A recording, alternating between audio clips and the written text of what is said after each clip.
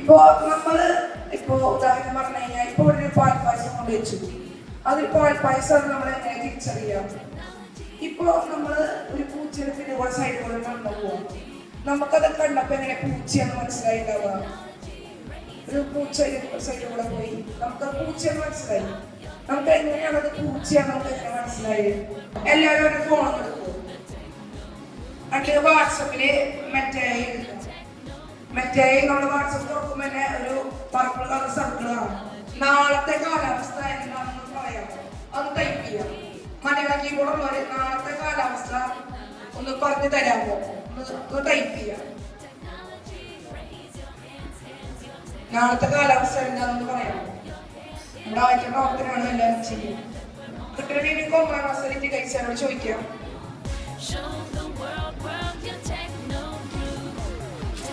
നിങ്ങൾക്ക് ടൈപ്പ് ചെയ്യാൻ പറ്റുകയാണെങ്കിൽ നിങ്ങൾക്ക് വോയിസ് ആയിട്ട് നിങ്ങൾക്ക് ടൈപ്പ് ചെയ്യാം.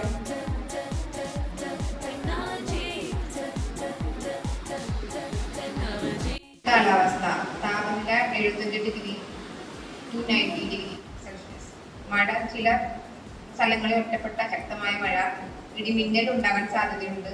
ജാഗ്രത, ശക്തമായ കാറ്റിനും ഇടിമിന്നലിനും സാധ്യതയുള്ളത്. ഈ വീഡിയോ കണ്ടപ്പോഴാണ് പച്ചക്കറി നമ്മളൊരു സലാഡ് എന്തെങ്കിലും ഉണ്ടാക്കണത് നമ്മൾ കണ്ടു എന്ന് വിചാരിക്കും. പിന്നെ അതേപോലെ സലാഡ് ഉണ്ടാക്കുന്നത്, ഫുഡ് ഉണ്ടാക്കുന്നത്, അതായിട്ട് ബന്ധപ്പെട്ടിട്ട് ഇങ്ങനെ കുറെ കണ്ടന്റ്സുകൾ വരും. അപ്പൊ നമ്മൾ AI യൂസ് ചെയ്യുന്നു. ഒരു പ്രാവശ്യം നമ്മളത് കാണുക അല്ലെങ്കിൽ എന്തെങ്കിലും ചെയ്തു എന്നുണ്ടെങ്കിൽ അതേപോലത്തെ വീഡിയോസ് നമുക്ക് ഇങ്ങനെ വന്നുകൊണ്ടേയിരിക്കും. മാർക്കെന്നാണ് അതിനെ പറയാ. കണ്ടോ ഈ അറ്റത്ത് കണ്ടത് ജെമിനി വെച്ചിട്ടാണ് ഉണ്ടാക്കിയത്. അതാരും ചിഹ്നം ഇവിടെ ഉണ്ട് അല്ലേ? അങ്ങനെയൊക്കെ തോന്നാന്നുണ്ടെങ്കിൽ നമ്മൾ ജസ്റ്റ് നമ്മുടെ ഒരു ഫോട്ടോ എടുത്തിട്ട് എനിക്ക് ഈ ഡ്രസ്സിൽ ഈ ബാക്ക്ഗ്രൗണ്ടിൽ ഇങ്ങനെ നിൽക്കണം എന്നൊക്കെ പറഞ്ഞാൽ നമുക്ക് ചെയ്യാനായിട്ട് പറ്റും.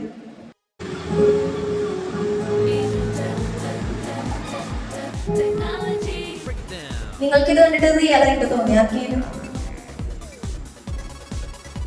റിയൽ ആയിട്ടാണോ ഫേക്ക് ആയിട്ടാണോ തോന്നിയത്? അറിയാത്ത കാര്യങ്ങളൊക്കെ പഠിക്കാൻ കിട്ടി.